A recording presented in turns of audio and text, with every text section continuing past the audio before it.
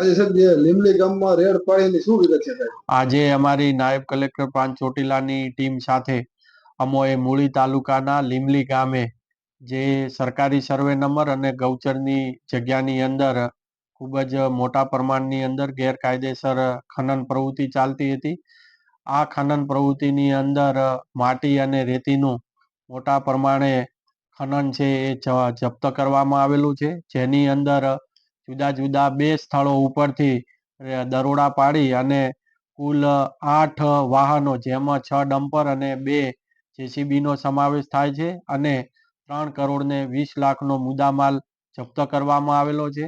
અને ત્યાંથી જે ડ્રાઈવરો અને આજુબાજુના લોકોનો નિવેદનો લેતા આ કામે યુવરાજસિંહ દિલુભા પરમાર અને યોગીભાઈ રાજુભાઈ પરમાર આ બંને વ્યક્તિઓ છે એ લાંબા સમયથી આ ગેરકાયદેસર ખનન પ્રવૃત્તિ કરતા હતા અને કરાવતા હતા.